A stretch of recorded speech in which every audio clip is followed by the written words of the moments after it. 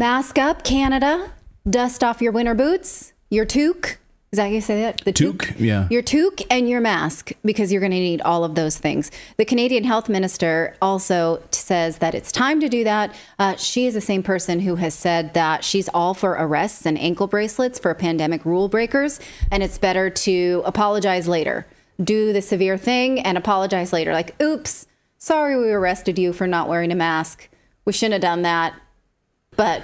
So, so Canada's telling everyone, mask up or you could face arrest. Well, we saw arrests during the Canadian trucker envoy for protests of vaccine requirements. So, Canadians didn't have civil rights that the rest of us envied.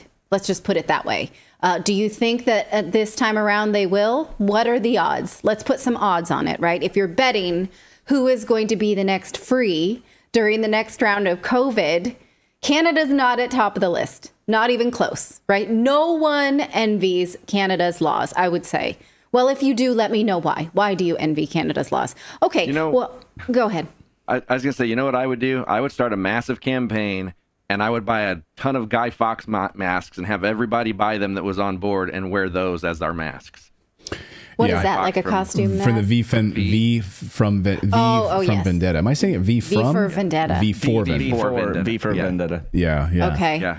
That's one thing you could do. That's civil. Yeah, you have like an army of Guy Fawkes walking around. All right, well, take a look at this public health briefing in Canada this week. They are all in masks. And here is Canada's chief public health officer. It's their Fauci, we'll say. This is Dr. Theresa Tam saying, everyone should be ready to look like this. Watch. Just as a follow-up, I'm sorry to cut you off, but I just wanted to take note. You're all masking, which is lovely to see, of course. But most government ministers are not now. Most MPs are not. Most people on the street are not masking. Is there any specific guidance on that going forward at this point? Yeah, it's Theresa Tam. So it is a layer of protection. We hope people have developed the habit to be able to use masks as needed during the respiratory virus season, not just for COVID, but for all the other respiratory pathogens that will be transmitted around this time. So I do think now is the time to get your masks ready if you don't already have them. In our own particular context, we certainly in our area, there's been an uptick in some of the COVID-19 indicators. For me personally, there have been cases around, even my work colleagues. So that's one of the reasons why we are wearing masks today.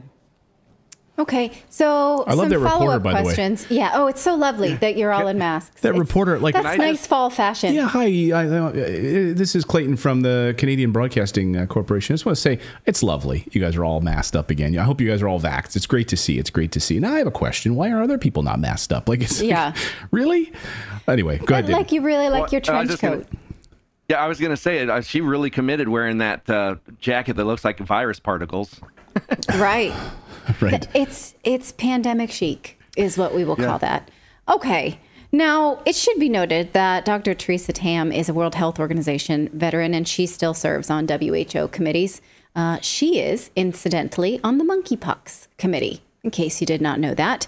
This is the same person who said that people should be arrested if they broke pandemic rules or even use ankle bracelets. Now, to be clear, she didn't say this about COVID. She said this in 2010 about a possible monkeypox outbreak. But to be sure, yeah, okay, I had opinions 12 years ago that I don't have anymore. But if I were Canadians, I would really want to make sure that she doesn't still think this is appropriate.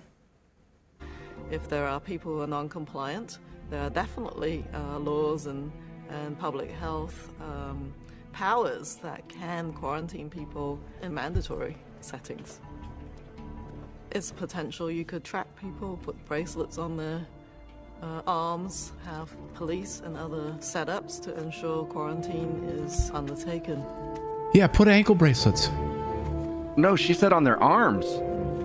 Oh, arms, like the concentration camps. To be preemptive and precautionary and take the heat of people thinking you might be overreactionary, get ahead of the curve, and then think about whether you've overreacted later. But it's such a serious situation that I think decisive early action is the key.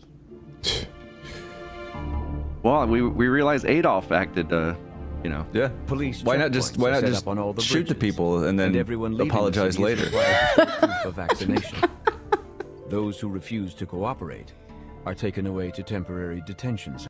Oh yeah, set up police checkpoints, and if your bracelet doesn't comply with the order, you'll be taken to a prison. You'll be hauled off. That's she what they says want. Overreaction is the key, and it's better to just overreact and then say you're sorry later if it turned out to be, you know, not the right thing to do. Sorry. Like Philip just said, well, what if we just shoot him?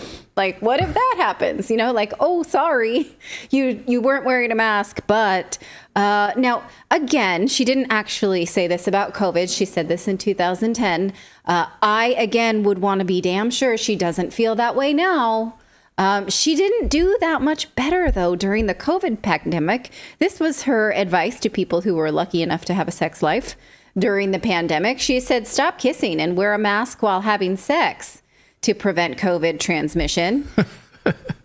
Yeah, no analysis of that. Yeah, don't worry about the STD or anything else. Masks are the new condoms. Don't worry about any of the bodily fluids. That has nothing. Don't worry about it. Just make sure you're wearing a mask. Stop kissing people. Yeah. Oh my God. Like, these are the people in charge. Right. Now, I could launch into many studies about the effectiveness of masks. We've covered that before. I could show you the dangers of masking. We've covered that in depth too. I think what's worth seeing here is that some people don't want to look at that data and still think masks are a virtuous thing to do, and they applaud it. For instance, this tweet of @MeetJess saying this is how it should be. Well, she said this is how should be. So basically saying all these people being masked. Let me read it. Dr. Theresa Tam and the entire panel masked for the vaccine briefing. This is how it should be. This is how should be. Well, but yes, Remember when I sent you guys that video of my Twitter feed?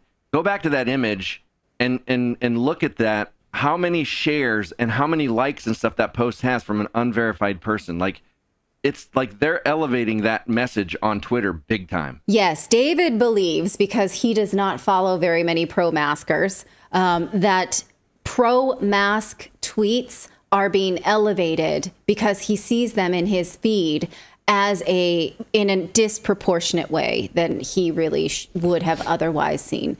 And so... Elon? Yeah. Want to answer to that? I'd be curious about that. This kind of thing, right? Saying like, yes, we think this is awesome that they're masking. We all should be masking too. She wants that @MeetJess, right?